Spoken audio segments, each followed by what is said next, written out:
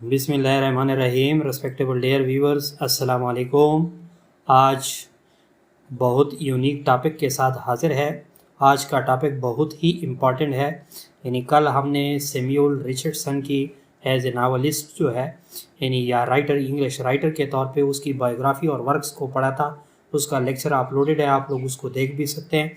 उसकी सबसे मशहूर नावल जिसका नाम पामिला है, या उसकी सेकंड टाइटल जो है वर्चू रिवार्डेड है, उसकी आज समरी आप लोग के सामने प्रेजेंट करने जा रहा हूँ।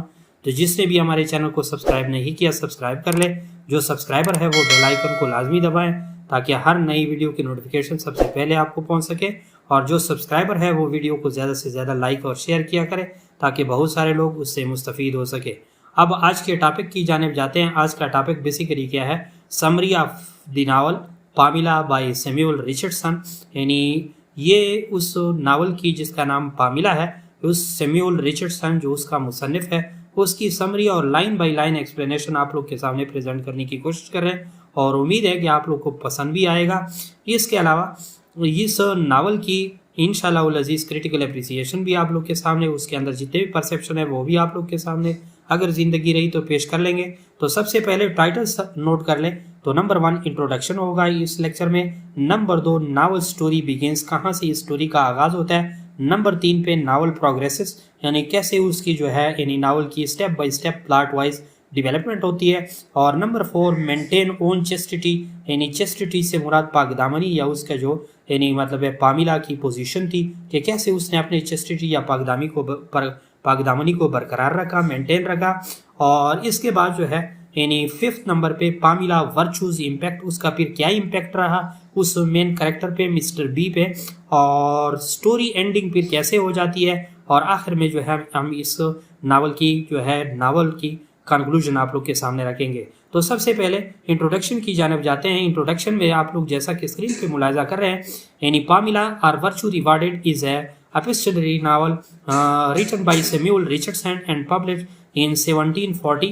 यानी पामिला या जिसका सेकंड टाइटल जो है वर्चू रिवार्डेड है, एक एपिस्टलरी नावल है। एपिस्टलरी नावल किस चीज़ को कहते हैं? एपिस्टलरी नावल उस नावल को कहते हैं which is written in the form of letter, जो किताबी सूरत की बजाय लेटर्स की सूरत में लिखा जाता है, उसको एपिस्टलरी नावल कहा जाता है। और ये पामिला की जो है यानी इतना इम्पैक्ट कैल वाली बायोग्राफी में मैंने बताया था कि इसका इतना इम्पैक्ट यानी सक्सेसर पे रहा, दूसरे राइटर पे रहा कि उसमें यानी जोसेफ एंड्रियोस का जो नावल है ये बिल्कुल इस नावल पामिला की इमिटेशन है। जैसे वो उसकी वर्चू का ख्याल रखा गया, इधर जो है सैमुअल रिचर्डसन ने यहाँ पे यानी एक नावल का टाइटल भी पामिला है और उसमें जो मेजर या हीरोइन है या प्रोटैगनिस्ट ऑफ द नावल है उसका नेम जो है वो भी पामिला है। तो इस इंट्रोडक्शन में पामिला और वर्चू रिवार्डेड ये दोनों उसके टाइटल है। इज एन एपिस्टलरी नावल, यानी जो लेटर की सूरत में लिखा गया नावल है, written by Samuel Richardson and publish in 1740। 1740 में उसकी पब्लिकेशन हो चुकी है। It tells the story of young maid servant named Pamela Andrews. यानी ये स्टोरी बताता है बेसिकली इसके अंदर ये एक यंग मेड सर्वेंट है, दोशीजा यानी नौकरानी है, सर्वेंट है, जिसका नाम पामिला एंड्रियोस है और वो उसकी कहानी है एंड आर एक्सपीरियंसेस और उसके तजर्बात है। As she strives to maintain her virtue, जैसा कि वो कोशिश करती है और बरकरार रखती है अपनी पाकदामनी को, अपनी नेकपन को, अपने यानी आला या मोराल को या अपने अखलाकियत के लेवल को, इथिकल या मोरालिटी को, एंड रेजिस्ट और मुज़ाहमत पेश करती है the advances of her employment यानी ऑफ हर एम्प्लॉयर, जो उसका रोजगार देने वाला शख्स है जिसके घर पे वो नौकरानी है, वो क्या कर लेता है, बार बार पेशरफ्त करता है, एडवांसमेंट करता है, और लेकिन वो उसके एडवांसमेंट को क्या कर लेती है, रेजिस्ट करती है, मुज़ाहमत करती है, क्योंकि वो चाहता है कि इसकी यानी सीड्यूस कर ले और उसको जो है पाकदामनी का जो है यानी कला कमा कर ले और वो सेक्सुअल एब्यूज़ करना उसको चाहता है, लेकिन वो अपनी पाकदामनी पे डटी हुई है और यंग मेड सर्वेंट है, यानी सर्वेंट के अलावा दोशीजा लड़की है लेकिन अपनी पाकदामनी का बहुत ख्याल रखती है। तो स्टोरी का आगाज कैसे होता है, ये तो जस्ट इंट्रोडक्शन था कि आप लोग को कुछ आइडिया मालूम हो जाए। Novel story begins, the novel is presented through a series of letter written by Pamela to her parents and friends. ये नावल बेसिकली यानी इसमें जो यानी करेक्टर है पामिला, जो प्रोटैगनिस्ट ऑफ द नावल है, ये लेटर्स लिखती है एक सीरीज में, एक सिलसिले में, या एक यानी सब्सिक्वेंट यानी प्रोसेस में, यानी एक एक लेटर लिखती है अपने पेरेंट्स को और फ्रेंड्स को कि मैं तो यहाँ पे नौकरी कर रही हूँ, लेकिन ये जो मेरा जो मालिक है या मेरा जो ओनर है या एम्प्लॉयर है जिसने मुझे रोजगार दिया है, जिसका नाम मिस्टर बी के तौर पर या अवेल्दी लैंड ओनर था, जो एक जागीरदार और अमीर कबीर शख्स था, मिस्टर बी से यह इस नावल में जाहिर किया गया है। यानी यहाँ तक यानी मुसन्निफ ने उसको आइडेंटिटी तक नहीं दी, अगरचे अमीर कबीर है लेकिन उसको आइडेंटिटी उसके बी से जाहिर किया गया है एब्रीवेशन से। तो बेसिकली उसको आइडेंटिटी भी नहीं दी है, यानी इतना उसको ट्रीट किया हुआ है उसके करेक्टर वाइज, जिसका वो नेगेटिव करेक्टर था। तो ये story begins with the Pamela employers. ये स्टोरी का आगाज भी उस यानी पामिला के एम्प्लॉयर से होते हैं, mister B a wealthy land owner making inappropriate advances to her, यानी वो नामुनासिब किस्म के पेशरफ उसकी तरफ करता है। और Pamela a virtuous and innocent girl, एक मासूम और नेक और पाकदामन लड़की होती हुए रिजेक्ट इज एडवांसेस, उसकी जो है पेशरफ्ती को रिजेक्ट भी करती है। डिस्पाइट द पोटेंशियल, इसके बावजूद कि उसके पास ताकत भी था, कॉन्सिक्वेंसेस टू आर एम्प्लॉयमेंट, और उसके नताइज भी उसे बरतने पड़ते थे उसके रोजगार की वजह से, लेकिन फिर भी वो अपनी जो है इज्जत को यानी तार तार करने से बचाने की कोशिश करती है। और ये नावल बेसिकली इस चेस्टिटी को, इस प्योरिटीज ऑफ करेक्टर्स को, इस इथिकल लेवल को, इस वर्चूड को, और इसी वजह से वर्चू रिवार्डेड को कि आखिर में उसे फिर बदला भी मिल जाता है, इसी वजह से यह नावल इसलिए लिखा गया है।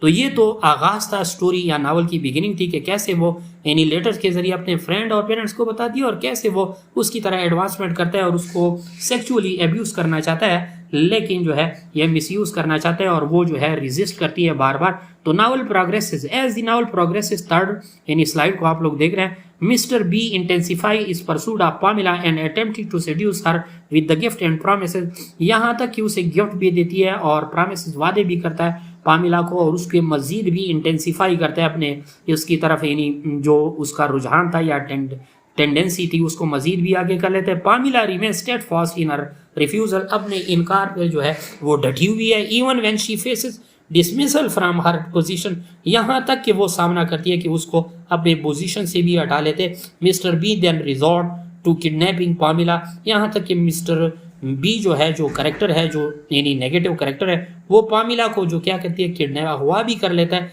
And locking her up in one of his estate, और एक रियासत के अपने एक सतून में और एक जगह पे उसको लॉक भी कर लेता है। होपिंग, उसे उम्मीद होती है टू ब्रेक हर विल, कि उसकी मर्जी को और उसके विल को जो है तोड़ा जाएगा, लेकिन वो अभी तक स्टेडफास्ट कंडीशन भी है।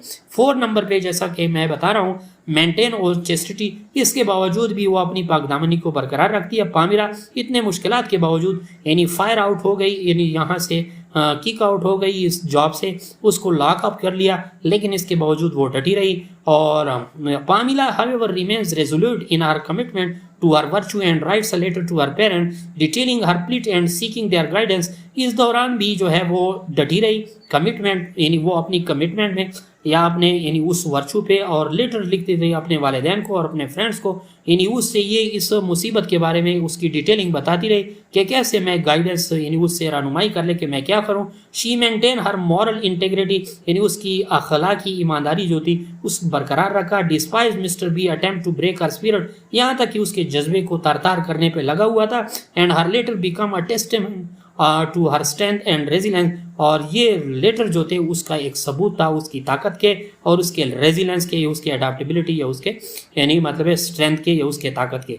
तो इसके बावजूद भी वो आखिर में यानी जब अल्लाह यानी आप सही रास्ते पे होता है तो सही रास्ते वाला हेल्प जो है गॉड करता है। तो पामिला वर्चू इम्पैक्ट, इसकी यानी पामिला की यानी इज्जत और नेकदामनी और पाकदामनी का फिर क्या असर रहा। Eventually Pamela virtuous behaviour and unwavering resistance, यानी ना चेंज होने वाली उसकी जो मुज़ाहमती है और profound impact on mister B पर उस पर काफ़ी असर हुआ।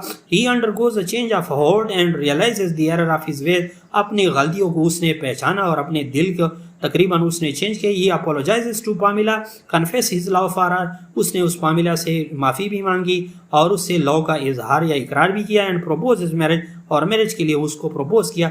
पामिला इनिशियली हेसिटेड यानी एजिस्टेंट, लेकिन उसने पहले हिचकिचाहट महसूस की। एक्सेप्ट इस प्रपोजल, बाद में उसके प्रपोजल को एक्सेप्ट किया। Upon witnessing is genuine remorse, and transformation, इस बात का सबूत देते हुए या दावा से कहते हुए कि वो से यानी जेन्युइन असली हालत में कि इस बात की जो है यानी वो क्या है यानी पछतावा है और वो जो है सही चेंजेस या ट्रांसफॉर्मेशन से होके गुजरा है, अदरवाइज वो उससे शादी करने के लिए तैयार नहीं थी। तो स्टोरी की एंडिंग फिर क्या हो जाती है, the novel concludes with the Pamela marriage to mister B with the symbolises the triumph of virtue और वाइस। यानी यहाँ पे आप लोग देखें कि उसकी शादी यानी दोनों की शादी हो जाती है और ये इस चीज़ की सिंबल है, सिंबलाइजेस है। सिंबल आप लोग लिटरी वेपन है या लिटरी डिवाइसेस है, आप लोग जानते हैं कि हिडन मीनिंग या हिडन चीज़ को शो करता है। तो बेसिकली यहाँ पे यानी ट्रिम्फ ऑफ वर्चू है, नेकी का फतह है और डिवाइस उस गुनाह के काम पे यानी गुनाह पे नेकी जो है यानी उसने फतह हासिल की, आपने यानी चेस्टिटी को बरकरार रखा। The story serves as a moral lesson, यानी ये मॉरल अखलाकी लेसन भी रखता है, यानी जिसके अंदर इस नावल के अंदर डायडेक्टिसिज्म है यानी मॉरल लेसन है या इथिकल लेवल है। यानी वंस इंटेग्रिटी उसकी ईमानदारी थी, even the face of adversity, यानी यहाँ तक के मुज़ाहमत के फेस यानी सामने रूबरू उसका सामना किया, लेकिन अपने उस चीज़ पे आँच नहीं आने दिए चेस्टिटी पे। तो ये तो थी कहानी जो बेसिकली मैंने आप लोग को समझा दी। अब अगर कोई कहता है कि मैं यानी with in few line sir से आप समझने की कोशिश करता हूँ, तो इस नावल को देखें, ये सैमुअल रिचर्डसन का वो नावल है जिसका सेकंड टाइटल वर्चू रिवार्डेड है और उसका फर्स्ट टाइटल जो है यानी पामिला है। इसमें जो मेन प्रोटैगनिस्ट है उसका नाम भी पामिला है। ये वो लड़की है जो किसी के घर पे नौकरानी है और वो यानी जो उसका मालिक है वो बार बार उसको सेक्सुअली अब्यूज़ करने की कोशिश करते हैं, लेकिन वो डटी रही और आखिर में जो है वालिदैन के साथ उसका थ्रू लेटर या एपिस्टोलरी फॉर्म ऑफ नावल के जरिए उसका जो है राब्ता है अपने वालिदैन के साथ। तो बेसिकली यानी वो क्या कर लेती है, बार बार जो है अपने वालिदैन को लिखती रहती है कि ये बंदा मुझे बार बार तंग करे, लेकिन इसके बावजूद आखिरकार जब उसकी स्ट्रांग विल थी, स्टेट फास्ट विल थी और आखिरकार वो अपनी हथियार डाल लेता है और उसे सही मानों में जो है एतराफ़ जुर्म भी कर लेता है और इकरार जुर्म करने के बाद उसे अफसोस हो जाते हैं और उससे शादी भी कर लेता है। और इसके बाद कंक्लूजन जैसे आप लोग देख रहे हैं 7 नंबर पे, Pamela is consider a landmark in the English literature as one of his first novel to explore the theme of female empowerment. और इस नावल में जो फीमेल की एम्पावरमेंट या फीमेल को ताकत या फीमेल कैरेक्टर को यानी बढ़ा चढ़ा के पेश है बोलिस्टिक अंदाज में, या फीमेल को जो है पावर देते हुए यानी उसको इसी अंदाज में पेश किया। And the resilience of a virtuous women, और एक वर्चुअस वुमेन की स्टेट फास्टनेस को शो किया गया जो नेक पाकदामन लड़की या जो भी फीमेल होती है वो कर सकती है अगर वो यानी करने पे आ जाए। It also establish the epistolary form as a popular narrative style, और उसके जो बयानिया का जो वे ऑफ राइटिंग का स्टाइल है वो बहुत ही मशहूर है। किस चीज़ की वजह से, उसके एपिस्टोलरी फॉर्म की वजह से, यानी जो नावल जो है लेटर की सूरत में लिखा गया हो उसको एपिस्टोलरी फॉर्म कहा जाता है। नीचे जो है प्रोफेसर सैयद इशफाक अहमद साहब राइट इंग्लिश लर्निंग ऐप है, ये हमारे यूट्यूब चैनल का टाइटल भी है और हमारे फेसबुक पेज का टाइटल भी है। आप लोग हमारे फेसबुक पेज को लाइक एंड फॉलो कर सकते हैं और हमारे यूट्यूब चैनल को आप लोग सब्सक्राइब भी कर सकते हैं। Thanks for watching.